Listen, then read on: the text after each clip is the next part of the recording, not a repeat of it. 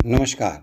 जय हिंद, जय भारत। आज मैं आपको आपके सकारात्मक सोच को बदलने के लिए और एक महत्वपूर्ण संबंध में आपको बताने जा रहा हूँ, जिसका सारांश ये है कि हम जब स्ट्रगल करते हैं, हम जब मेहनत करते हैं तो उसका क्या महत्व है।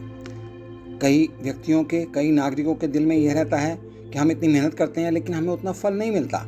लेकिन इस संघर्ष का, इस मेहनत का, इस परिश्रम का फल अवश्य मिलता है। इसी के संबंध में मैं आपको आज एक ऐसे किसान के बारे में बताना चाहता हूँ जिससे आपको ज्ञात होगा कि आपका परिश्रम, आपकी मेहनत, आपका संघर्ष कभी भी बेकार नहीं जाता। एक बार एक किसान परमात्मा से बड़ा नाराज हो गया। कभी बाढ़ आ जाए, कभी सूखा पड़ जाए, कभी धूप बहुत तेज हो जाए, तो कभी ओले पड़ जाएं। हर बार कुछ ना कुछ कारण से उसकी फसल थोड़ी खराब हो जाए। अर्थात कहने का तात्पर्य ये है कि जितनी मेहनत वो करके अपनी फसल को उगाता था, वो फसल कुछ ना कुछ तरीके से उसकी खराब हो जाती थी। एक दिन बड़ा तंग आकर उसने परमात्मा से कहा, देखिए प्रभु, देखिए परमात्मा, देखिए ईश्वर, आप परमात्मा हैं, लेकिन लगता है आपको खेती बाड़ी की जानकारी नहीं है। एक प्रार्थना है कि एक वर्ष मुझे अवसर दीजिए, जैसे मैं चाहूं वैसा मौसम हो, फिर आप देखना मैं कैसे अन्न के भंडार भर दूंगा, किस प्रकार से हर जगह अन्न ही अन्न होगा। परमात्मा ईश्वर मुस्कुराए, हंसे और कहा, ठीक है, जैसा तुम कहोगे वैसा ही मौसम मैं दूंगा। मैं बिल्कुल भी आपके काम में इंटरफेयर नहीं करूंगा, किसी भी प्रकार से रुकावट नहीं डालूंगा। अब किसान ने गेहूं की फसल बोई। जब धूप चाही तब धूप मिली, जब पानी चाही तब पानी मिला। तेज धूप, ओले, बाढ़, आंधी तो उसने आने ही नहीं दी। समय के साथ साथ फसल बड़ी हो गई। किसान की खुशी का ठिकाना नहीं रहा। किसान खुशी भी, क्योंकि ऐसी फसल तो आज तक नहीं हुई थी। किसान ने मन ही मन में सोचा, अब पता चलेगा ईश्वर को कि फसल कैसे करते हैं, किस प्रकार से फसल का अंबार लग जाता है। बेकार ही इतने वर्ष से हम किसानों को परेशान करते रहे भगवान। फसल काटने का समय भी आ गया। किसान बड़े गर्व से फसल काटने गया, लेकिन जैसे ही फसल काटने लगा, एकदम से छाती पर हाथ रखकर बैठ गया। क्यों? गेहूं की एक भी बाली के अंदर गेहूं नहीं था।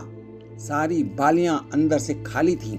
बड़ा दुखी होकर उसने परमात्मा से कहा, प्रभु ये क्या हो गया? तब परमात्मा बोले, ईश्वर बोले, यह तो होना ही था। तुमने पौधों को संघर्ष का जरा सा भी अवसर नहीं दिया। ना तेज धूप में उनको तपने दिया, ना आंधी ओलों से जूझने दिया। उनको किसी भी प्रकार की चुनौती का एहसास, अनुभव जरा भी नहीं होने दिया। इसलिए सब पौधे खोखले रह गए।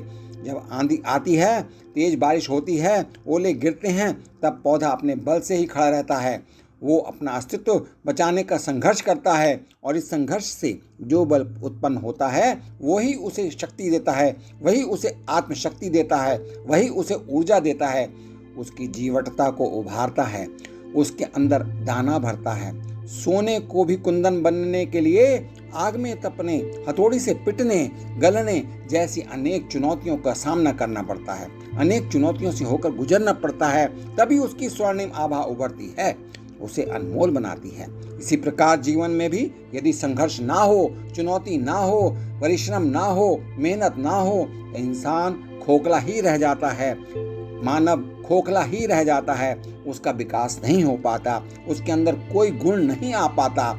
यह चुनौतियां ही हैं जो मानव रूपी तलवार को धार देती हैं, उसे सशक्त और प्रखर बनाती हैं। यदि प्रतिभाशाली बनना है तो चुनौतियों को स्वीकार करें। चुनौतियां तो स्वीकार करनी ही पड़ेंगी, अन्यथा हम खोखले ही रह जाएंगे। यदि जीवन में प्रखर बनना है, प्रतिभाशाली बनना है, तो संघर्ष और चुनौतियों का सामना तो करना ही पड़ेगा। कहने का तात्पर्य यह है कि आप जब भी कोई मुसीबत आती है, कोई भी चुनौतियां आपके सामने आती हैं, तो आप हार मान लेते हैं, आप उसका सामना नहीं कर पाते।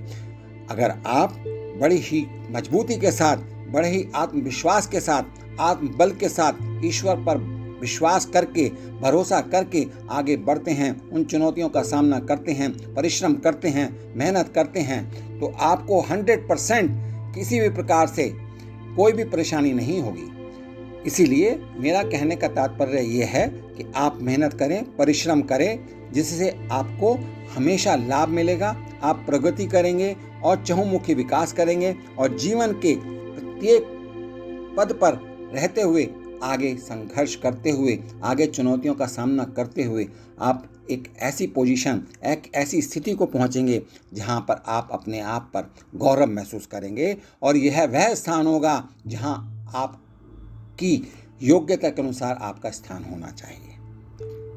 इन्हीं शब्दों के साथ मैं आप सभी परिवारजनों के लिए, आप सभी नागरिकों के लिए हार्दिक शुभकामनाएं, मंगल कामनाएं करते हुए आज के इस परिश्रम के, इस मेहनत के, इस संघर्ष के विषय को समाप्त करता हूं। आपका बहुत बहुत धन्यवाद। नमस्कार। जय हिंद, जय भारत।